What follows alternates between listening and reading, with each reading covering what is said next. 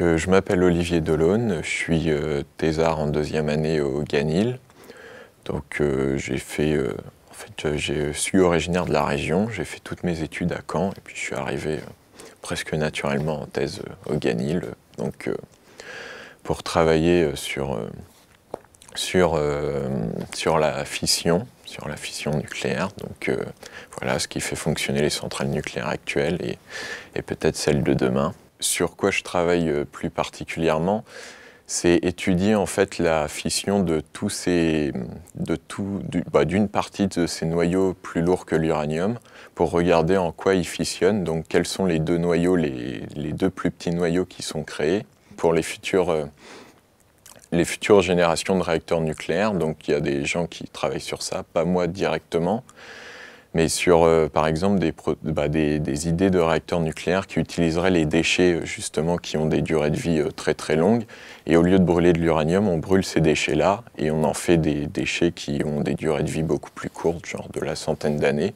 Avant, en fait, on était juste capable d'accélérer des noyaux stables, qui composent tout ce qui est autour de nous principalement. Dans les 20 dernières années, on a été capable de créer des faisceaux de noyaux radioactifs, et donc qui permettent d'ouvrir tout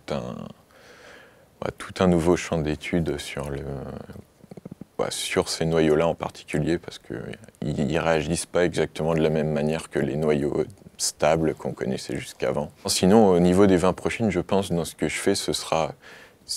ça dépend beaucoup des politiques aussi, mais je pense que ce sera ce qui va changer une partie des choses. Ça peut être le développement des réacteurs nucléaires de génération 4 qui vont arriver sûrement, qui vont commencer à arriver dans les 20 prochaines années, donc juste après l'EPR, et qui justement, comme j'ai expliqué un peu avant, il y a plusieurs types de réacteurs à l'étude, mais une partie pourrait permettre de réduire grandement, significativement la durée de vie des déchets radioactifs et d'arriver à des déchets qui auraient des durées de vie